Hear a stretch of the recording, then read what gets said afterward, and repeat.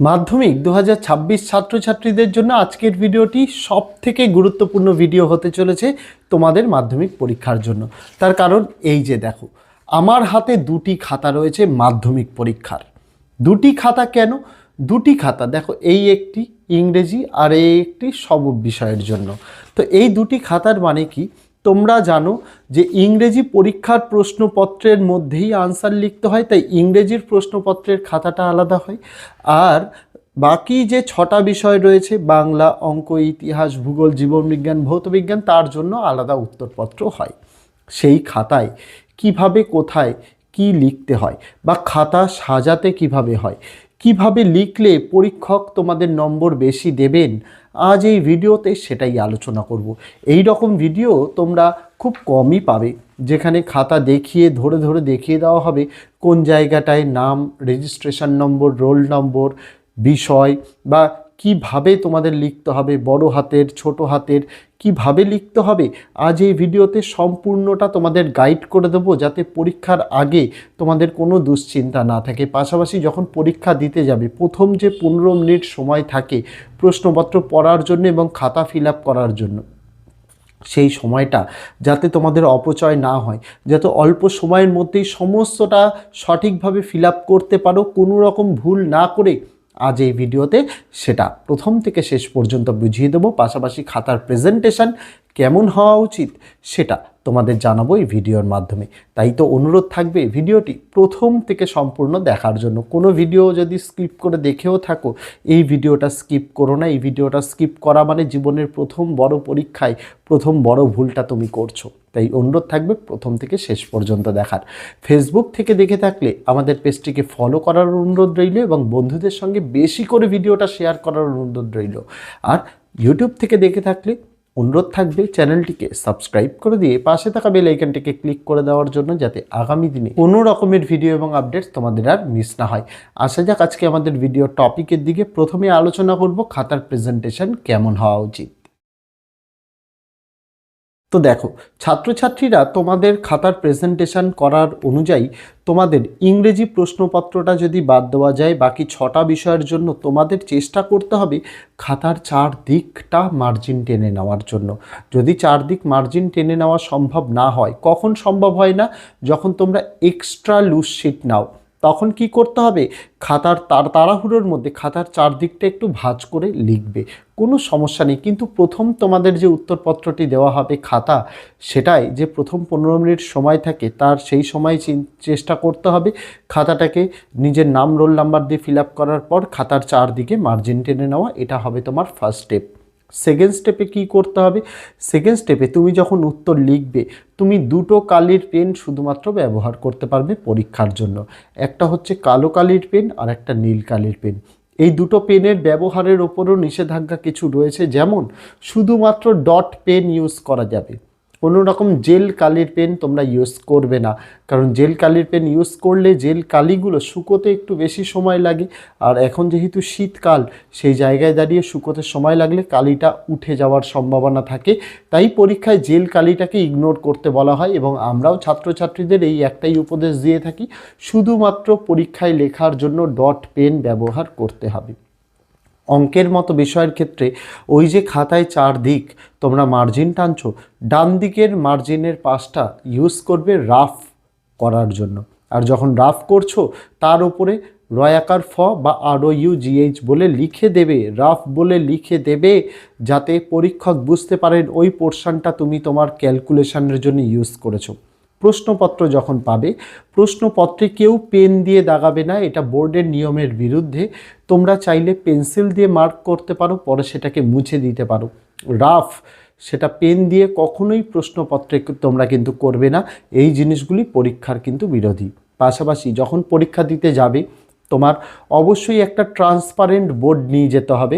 সাদা বোর্ড, যেটা এপার ওপার দেখা যায়, এমন ট্রান্সপারেন্ট বোর্ড নিয়ে যেতে হবে।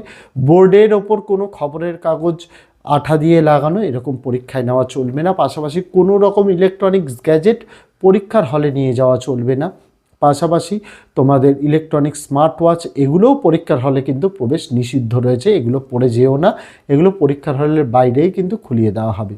তোমরা যেটা করবে সেটা হচ্ছে তোমরা এমনি ঘড়ি, এমনি যে ডিজিটাল ঘড়ি সেটা পড়তে পারো, এমনি অ্যানালগ যে ঘড়িগুলো রয়েছে সেগুলো পড়তে পারো, কোনো সমস্যা নেই। তাছাড়া পরীক্ষার সময় টাইম ম্যানেজমেন্টের জন্য তোমাদের এক্সামিনিং মানে যে রুমে পরীক্ষা হবে বা যে স্কুলে পরীক্ষা হবে সেখানে উপযুক্ত সময় অনুযায়ী পরীক্ষক তোমাদের জানিয়ে দেবেন কত সময় হয়েছে। তবুও নিজেদের সুবিধার্থে একটা ঘড়ি তোমরা অবশ্যই নিয়ে যাবে।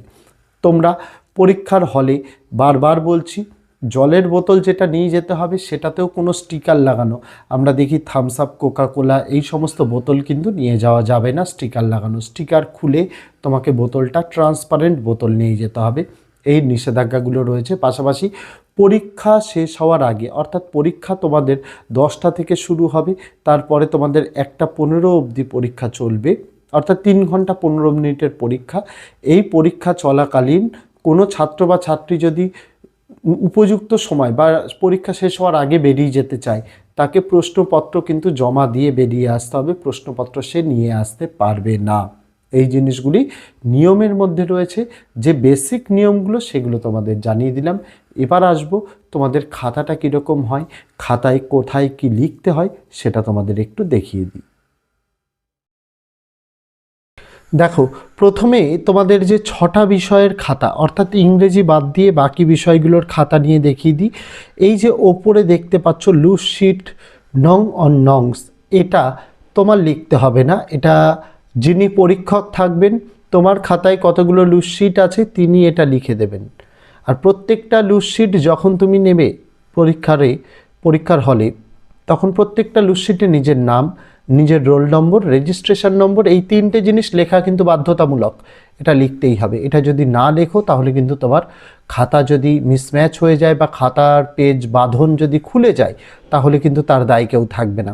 তাই লুজ পেজ নেওয়ার সময় অবশ্যই সতর্ক থাকতে হবে।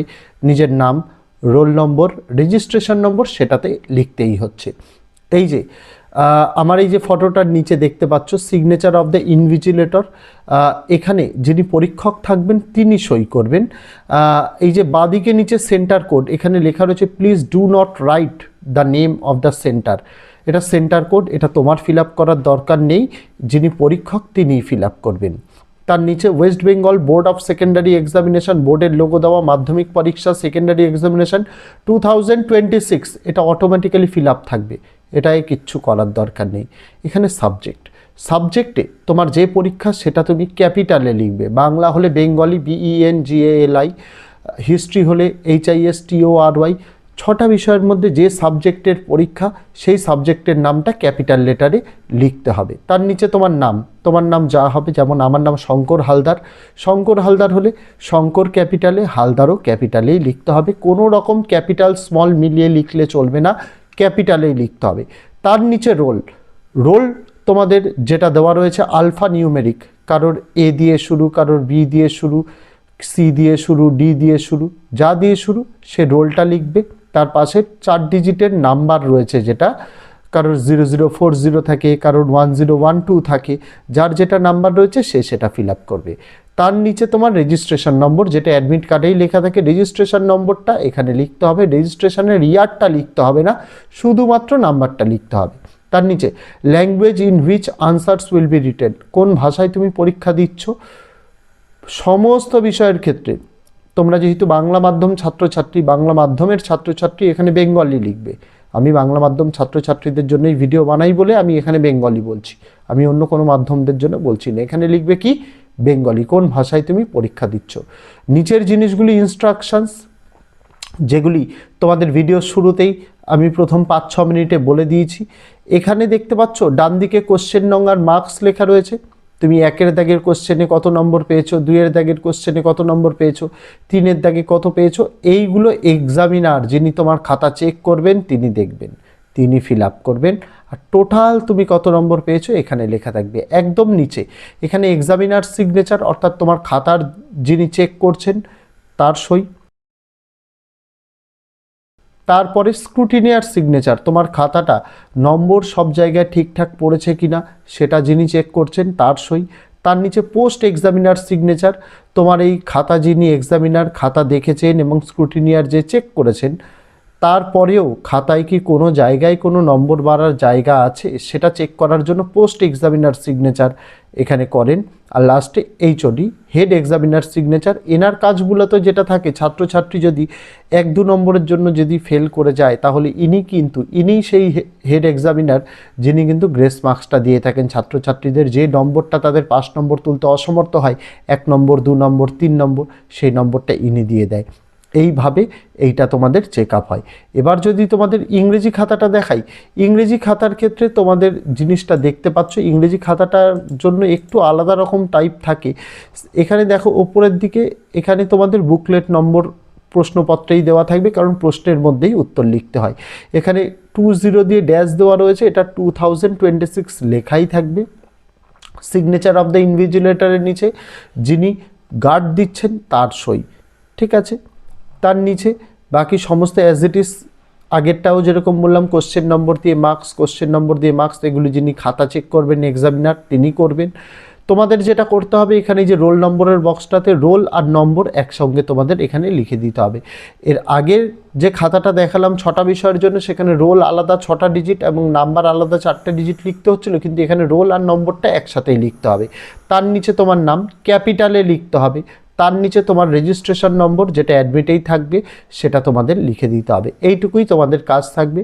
আর এর নিচে তোমাদের লেখা থাকবে যে যেরকম ইংরেজিতে সিন আসে 20 নম্বরের, আনসিন আসে 20 নম্বরের, গ্রামার অ্যান্ড ভোকাবুলারি মিলে 20 নম্বর, রাইটিংয়ে 30 নম্বর, আর যারা বহিরাগত বা সাপ্লিমেন্টারি এক্সামিনেশন ফেল করে তাদের জন্য এক্সট্রা আরও 10 নম্বরের সেকশন ডি থাকে। এটাই নিচে এখানেও সেম, এক্সামিনার যিনি খাতা চেক করছেন তার সই, তারপর স্ক্রুটিনিয়ার সব কোশ্চেনে নম্বর পড়েছে কিনা সেটা চেক করার জন্য স্ক্রুটিনিয়ার সই করেন। তারপরে পোস্ট এক্সামিনার সিগনেচার, মানে এক্সামিনার এবং স্ক্রুটিনিয়ার কাজটা ঠিকঠাক করেছেন কিনা তিনি সেটা চেক করেন। আর হেড এক্সামিনারের কাজ হচ্ছে ওভারঅল সমস্তটা দেখে যদি কোনো ছাত্র বা ছাত্রীর 5 নম্বর তুলতে, 5 নম্বর ওঠার ক্ষেত্রে যদি কোনো নম্বর শর্ট থাকে, 1-2 নম্বর 3 নম্বর, সেই নম্বরটা এনে দিয়ে দেন। এইটুকুই এনার কাজ। এখানেই বলে দিই, খাতা নিয়ে এত চিন্তা করার দরকার নেই। এই যে ওপরের জায়গাটা দেখতে পাচ্ছ সিগনেচার অফ দ্য ইনভিজিলেটর, পরীক্ষক যিনি সই করবেন, তিনি তখনই সই করবেন যখন তুমি তোমার ফিল আপ করার জায়গাগুলো, রোল নম্বর, নাম, রেজিস্ট্রেশন নম্বর যদি নিখুঁতভাবে ফিল আপ করো তবেই তিনি সই করবেন। যদি তোমার লেখায় কোনো ভুল ত্রুটি থেকে থাকে তিনি তোমাকে দিয়ে কারেকশান করিয়ে নেবেন, তারপরেই তিনি সই করবেন। অনেক ছাত্রছাত্রী বিগত বছরগুলোতেও কমেন্ট করে যে স্যার আমি খাতায় এইটা ভুল করে এসেছি, ওইটা ভুল করে এসেছি, আমি কি করব। চিন্তা করার দরকার নেই, এগুলো এক্সামিনাররা, অর্থাৎ এক্সামিনার নয় ইনভিজিলেটররা চেক করে নেবেন। এগুলি তাদের রেসপন্সিবিলিটি। তোমাদের কাজ মন দিয়ে পরীক্ষা দেওয়া, তোমরা সেটাই দেবে। আপাততপক্ষে 2 ধরনের খাতা হয় মাধ্যমিকে, সেই 2 ধরনের খাতা তোমাদের বুঝিয়ে দিলাম যাতে তোমাদের পরীক্ষার হলে গিয়ে একদম হঠাৎ করে দেখে কোনো কিছু তোমাদের অসুবিধা না হয়, তার জন্য দেখিয়ে দিলাম। তোমরা কমেন্ট করে জানাবে তোমাদের প্রস্তুতি কেমন এবং তোমাদের এই প্রস্তুতির জন্য তোমাদের কি কি বিষয়ের নোটস বা সাজেশান পেলে আরও ভালো হয় সেটা কমেন্ট করে জানাতে ভুলো না। তো আজকে ভিডিওতে এটুকুই ছিল ছাত্রছাত্রীরা। দেখা হচ্ছে তোমাদের সঙ্গে আগামী দিন অন্য কোনো বিষয়ে, অন্য কোনো ভিডিও নিয়ে। ততদিন সকলে ভালো থেকো, সুস্থ থেকো।